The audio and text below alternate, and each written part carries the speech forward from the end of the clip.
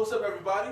This is your man, Mr. No Edit, and this is my new show, fairly new show, the Mr. No Edit Show. Mr. No Edit Show! Now, bringing our here today is my man, friend, fellow dancer, versatile dancer, my man, Reggie MUNCH. What's up, Ryan? Good to see you, bro. Well, as always. It's always a pleasure. You know how it Did. So, me and Reg were talking just a second ago, and we decided to just kind of jump right into this thing as far as what's on Reg's mind. So, I'm pointing up. There will be words right here. What's on your mind? Well, what's on my mind right now?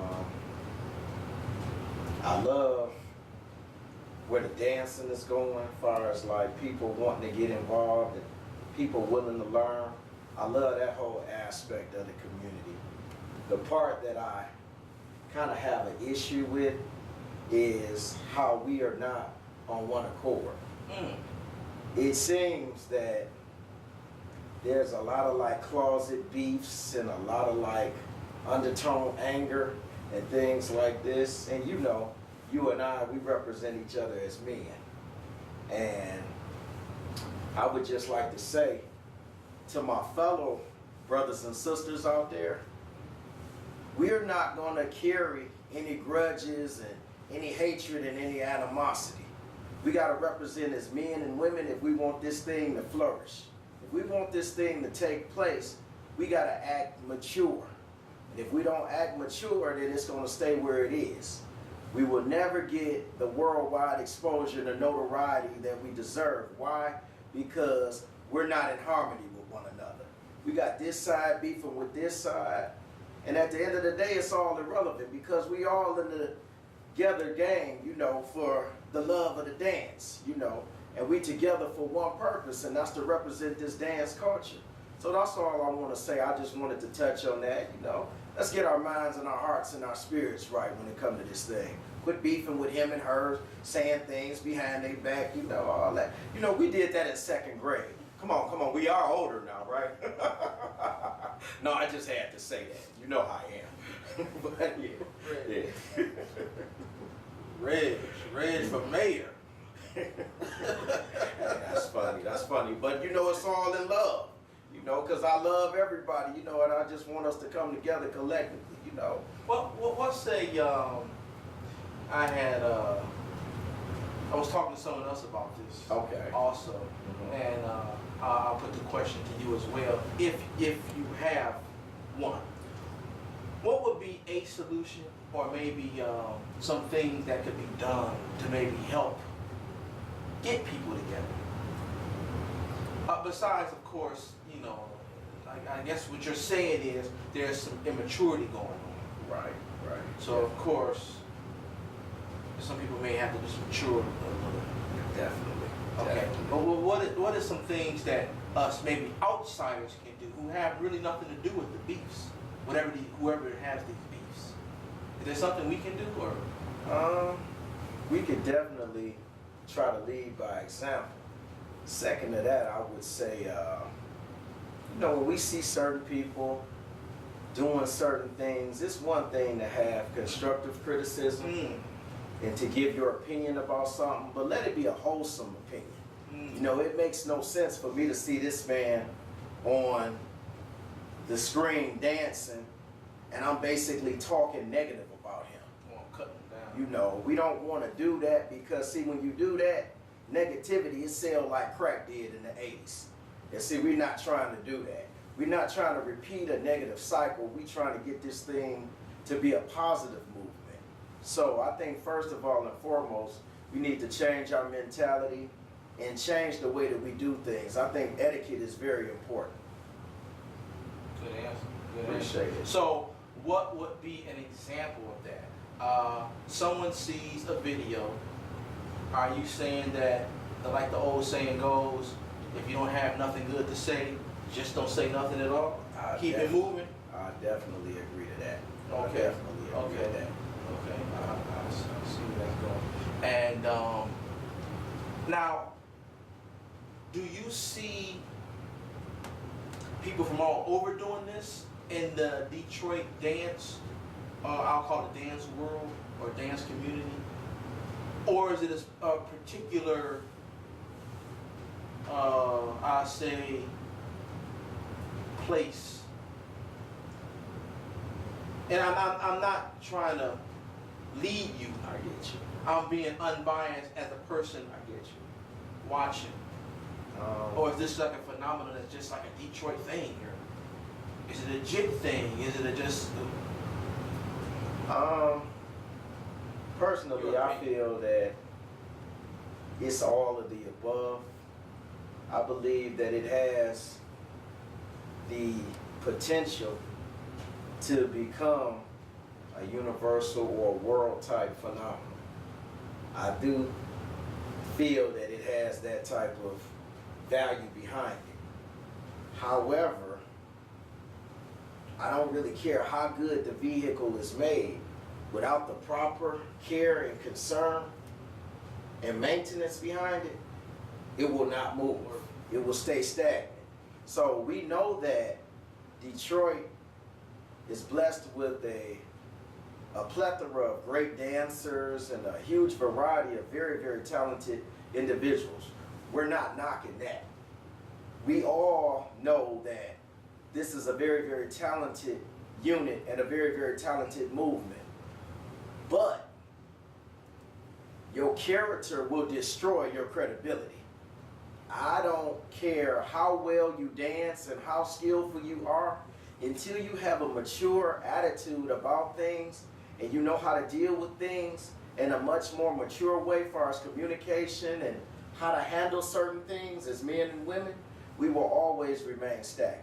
But yes, we definitely have potential to be worldwide. I believe if locking could do it, if b-boy could do it, you had river dancing and many other different genres of dance, capoeira, many different aspects of dance and many different styles. I know that Detroit has the ability, but it's not about the ability, it's about our mentality. I don't care how talented you are, if you can't decipher right from wrong or have any wisdom about the situation, you're gonna still fall by the wayside. I mean, flat out, it ain't nothing in between that. So here's a question for you. Mm-hmm. What is your wish for a dance? Let's just get specifically jit. Let's Okay. call it jit. Okay. What would you love to see as an outcome of the jit movement? As a whole, I would love to see individuals learn about it from the total spectrum. I'm talking about the beginning up to now. To even if you don't have actual footage of certain forefathers, to be able to read about them and to know about them, to understand that it's just not now, it's something that has been from time back. And to also know the different variations, the different evolutions of styles, the different contributions that different dancers brought to the forefront. I think that all of that is very, very necessary. I feel if you're going to be a craftsman at any trade, you need to know about what you're doing. If I want to talk about playing a guitar, I believe that I need to know about Buddy Holly, Jimi Hendrix, you know what I'm saying, Muddy Waters, Prince, and so many other great ones, So I believe that we need to know our history. A lot of times it seems like and not to cut you off, Mhm. but you're talking to the serious dancers Right. So if you consider yourself a serious dancer, what I'm hearing is you should also be some type of historian. Absolutely. As far as you should want to know. Absolutely. Okay, got you. Yeah, I think so. Dig that. Yeah. Okay. What have you been up to as far as dance? Being that we're older gentlemen, what have you been doing with it? Basically, I mean, is it, you just practicing? well, practicing in my mind. Got you. You know, that is a real thing. it's a different day now, so, you know, when I was coming up, you know, the competition was real fierce. You know, and it was basically like iron sharpened iron. Nowadays, it's like, it's a different avenue, it's a different season, because it's the youth time now. You know, we get our credibility and we get our legacy, but I realize that it's at the time for me to impart my knowledge of what I know to the next man to embellish his craftsmanship, if I can do so. If someone is willing to learn. Hey, we got a lot of ifs in there and buts, and you know what I'm saying. But it's real though. Oh, You know what I'm saying. But there are some that they exist. And they do.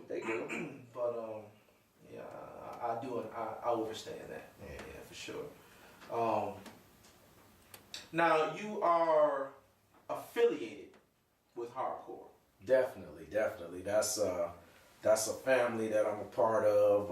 Word up to Strings, you know, Halim Rasul, yeah, Mary, the whole family, yes, Oh, did it? you know, definitely. Now, how did that happen?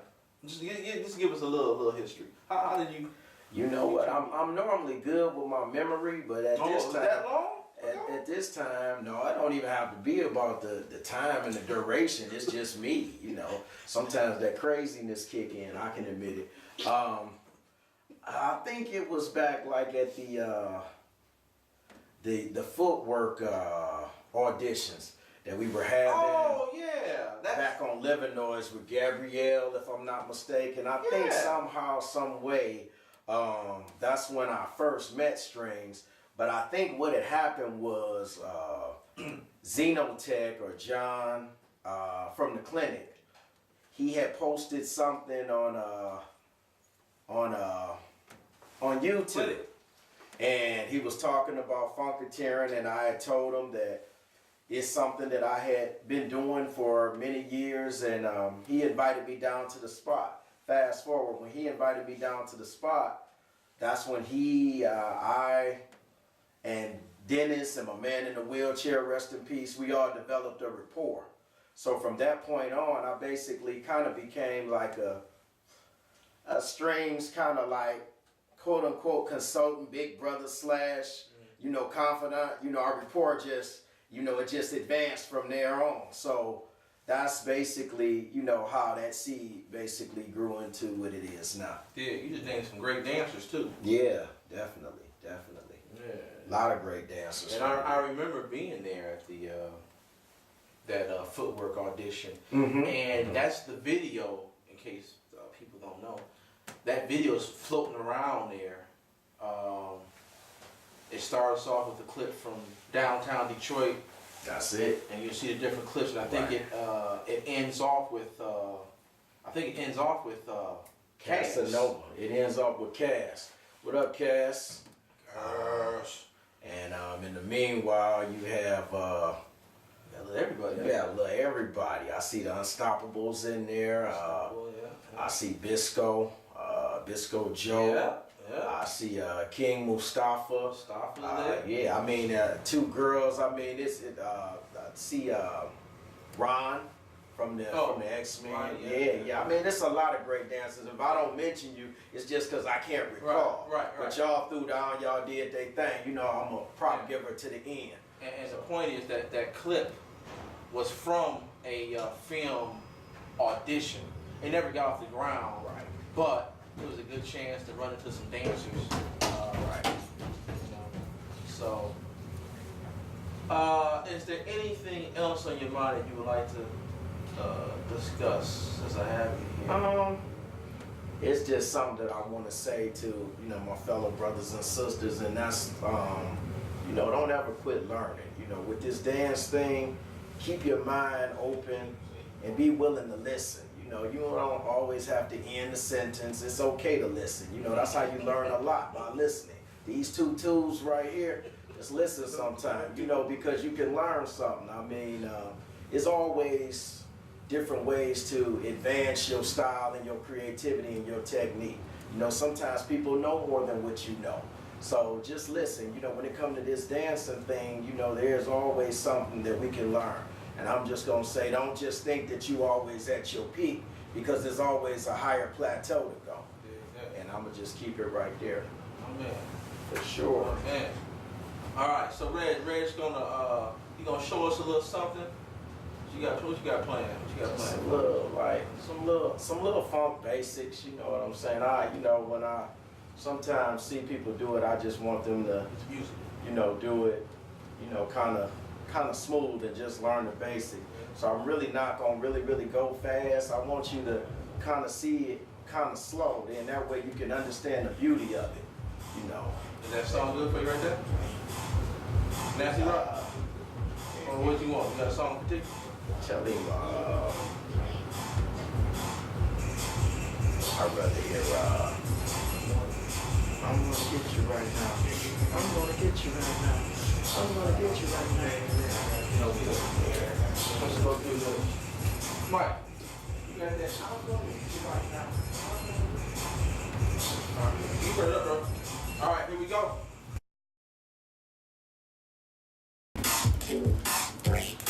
DJ Deadline.